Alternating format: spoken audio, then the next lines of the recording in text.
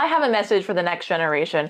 I want to talk to Gen Z. I do feel like the older sister of Gen Z because I am the oldest of all the Gen Zers. I'm the youngest of the millennials. I was born right on that cusp. And so I just feel like an older sister to you all. And I just have something that I want to tell you that I wish someone would have told me when I was 16 years old, because I always wrestled with hypocrisy in the church. You know, I grew up in church and I was always like, if Christianity is true and if Jesus really changes lives, why is it that I see so much hypocrisy and all these people who are supposed to be Christians act so ugly and act so fake? And it always bothered me. And so I just want to say something to you. We follow Christ. We don't follow Christians. I'm not saying that you shouldn't find good Christian leaders. I want you to find spiritual leaders that can help you mature in your faith. But what I'm saying is, if you see other Christians have some sort of hypocrisy, or, you know, your spiritual leaders are not perfect, or God forbid, there's some sort of moral failing in them, I don't want that to shake your faith. I want you to remember that Jesus Christ is faithful, even when other people are not. That's why we need to cling to verses like 2 Timothy 2:13 when we see this kind of hypocrisy, where it says, if we are unfaithful, he still remains faithful. I wish someone would have told me that. Like, hey, Shayla, you're going to see hypocrisy in the church.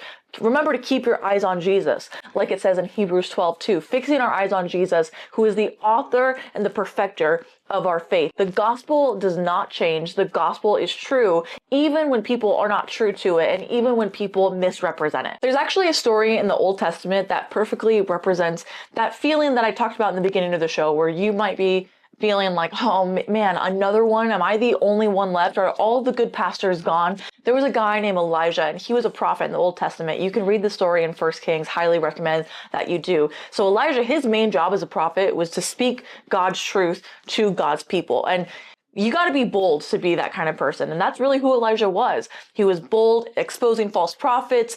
He was challenging the false prophets as well, putting them all to shame. And even one day he calls down fire from heaven. And when that happens, he's putting all the false prophets to shame. And Elijah makes some enemies when he does this. And one of them just happened to be the queen of the nation. Her name was Queen Jezebel. Maybe you've heard that name before. But she speaks threats against Elijah. And she tells him, I'm going to kill you, because she's so angry against him for making all of her prophets look bad. And when that happens, it's kind of weird, because like Elijah goes out of character. Like I said, he was a bold, courageous prophet. He's calling down fire in one chapter, and then in the next, he's running and he's hiding in a cave. And he has like this emo boy moment where he's like, God, I'm the only one left. I'm the only one still serving you. And that's actually a lie that Elijah believed. So he says this in 1 Kings 19. He says, I'm the only one of the Lord's prophets left.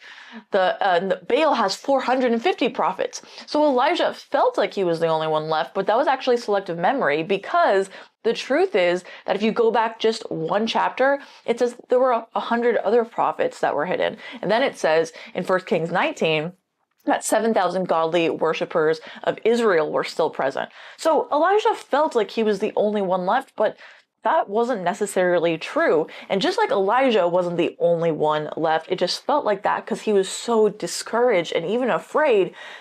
You're not the only faithful one left either. It's not the truth that there's no good pastors left when we see scandals like this. That's just what the enemy wants to convince you of, because that's where he wants to get you, in that cave like Elijah, hiding and fearful. And he wants you to be, isolated and discouraged, and to have that feeling that faithfulness is dead. I'm the only one, God. No. When that happens, you need to remember, you need to remind yourself of the truth, that there are good, faithful pastors out there. And my advice to you, my encouragement to you, is to make sure that you are finding those good, faithful leaders. If you want authenticity, look for the pastors who've been faithfully serving their community for 20, 30, 40 years, not just the ones who go viral on TikTok and Instagram because they have these rhymey, sound good messages. And I love those guys. I follow plenty of them. I'm just saying that those should not be your only examples. Find the old guy at your church who has loved his wife and his family and his community for 20 plus years. Those guys know where it's at. Those guys have a lot of wisdom, and those are the ones we really should be looking up to, in my personal opinion. We need spiritual mothers and fathers, and a lot of times you're gonna find those people who've been faithful in your local church. So make sure that you are in a local church, because discipleship, it doesn't just happen, like by making friends on the internet and like, yeah, we don't know, that's good Christian community, and I'm happy for it. But discipleship doesn't happen on the algorithm. It happens in local churches, in Christian communities. So this is just my reminder to you that the loudest voices do not define the church. The faithful ones do. The faithful voices are the ones who truly represent the heart of God, and that is what builds the kingdom of God. If this message resonated with you, I just want to encourage you to please, thank you for watching the show, but can you please continue to support the show by liking, hitting subscribe, or maybe even sharing this episode with someone who you think this, might resonate with as well. I would love for you to show that kind of support to the show. That's it for today. I'm going to see you on the next episode. Remember to stay faithful, and as always, let's be honest.